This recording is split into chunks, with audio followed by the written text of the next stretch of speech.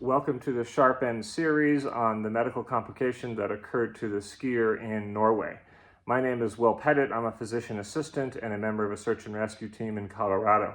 Today we're going to talk about chest trauma and start off with some of the basic anatomy and go over some of the injuries that can occur. When we look at our skeleton, we have the clavicle or collarbone, which is on top of the chest. We have the ribs, there's 12 on each side, and we have the sternum right in the center. And the design of this is to protect the heart, the lungs, and the great vessels that are underneath that.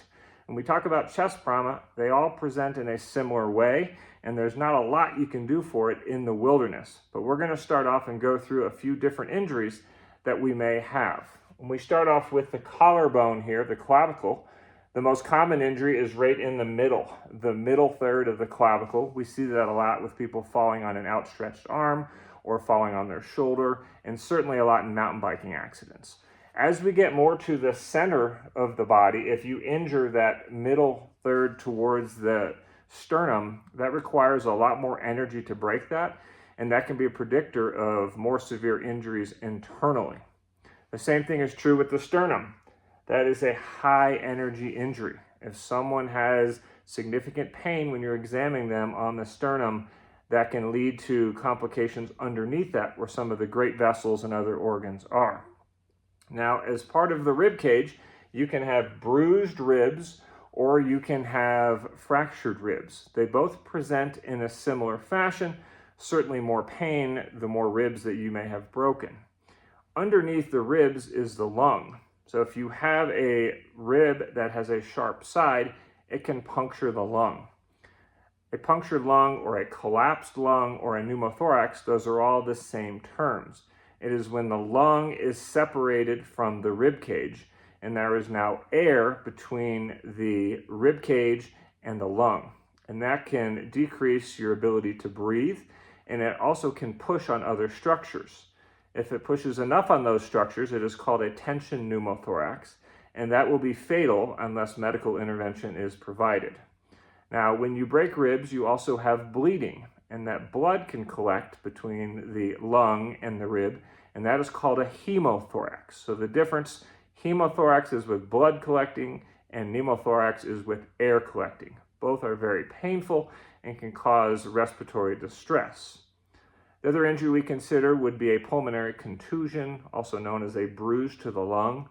Think about your leg. If you have a bruise, it is difficult to do certain activities. If your lung is bruised, it's going to be hard to breathe. So these patients all present with similar complaints. They're short of breath, they can't take a deep breath, they have chest pain, they don't want to move. Sitting up is more comfortable than lying down.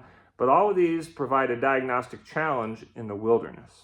Now, if you see this person fall and they have these symptoms, you know what is going on. But say you find this person on the trail. You don't know what's going on, but there's somebody sitting or lying there with chest pain. You have to think about heart attacks. You have to think about pulmonary embolisms, which may occur after someone has traveled a distance to go on an expedition. And certainly if you're at altitude, you have to think about HAPE, which is high altitude pulmonary edema, and that can cause these exact same symptoms. Now, what do we do diagnostically? Well, like other injuries, we start with the primary and the secondary exam. If you're not comfortable with these, I would encourage you to take a wilderness first aid or a wilderness first responder course to learn how to do these. So we're going to eliminate life threats first. Is there any bleeding that needs to be stopped? Is there any respiratory issues that we can control? So certainly head tilt, chin lift, or jaw thrust are maneuvers that we can do. But generally speaking, these people are having breathing difficulties, and there's limited maneuvers that we can do to make them feel better.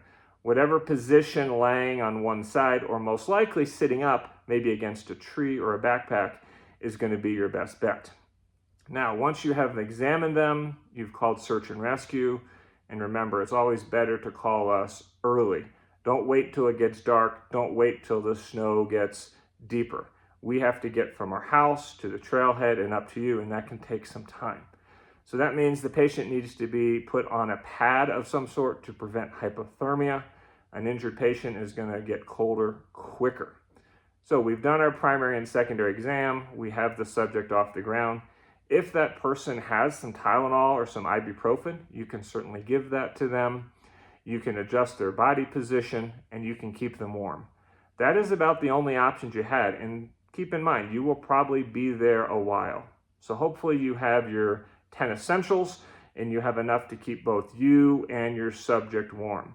Don't ever forget about yourself. We tend to think about others, but make sure you're not getting cold because you're just sitting there. The other thing you can do is make sure you're visible. Is there something reflective? Is there something in a bright color that you can put so that the search and rescue team can find you quickly? And while you're sitting there, you're constantly reevaluating your subject. If he or she starts becoming more short of breath, if their breathing becomes more labored, if their heart rate is increasing, or if their mental status changes, that means things are deteriorating. You may or may not be able to do something about that. You could certainly try touching base with the search and rescue team, and maybe they can change from a ground to an air option, which would get them to you and get you to a hospital quicker. But there's not a lot of other treatments at this point except psychological first aid. There's always the value of that with all injuries. So keep in mind, chest trauma can be difficult to diagnose. There's not a lot of great treatment options other than an evacuation. Of course, some things do not require an evacuation. If you break your clavicle, you can certainly walk out. If you have a bruised rib and you feel up to it, you can certainly walk out. Now, if you have your 10 essentials, then you should be able to make a sling. And I'm going to demonstrate making a sling just out of a jacket.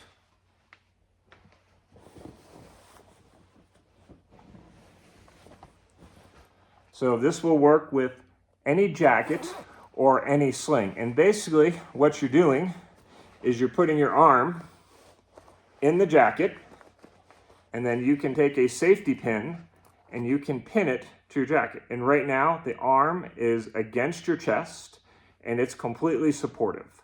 So if you don't carry a sling, which I certainly don't, we always have extra clothing or certainly just a shirt that we're wearing, and this will work with any jacket and any t-shirt, but I would recommend a safety pin as something as part of your first aid kit.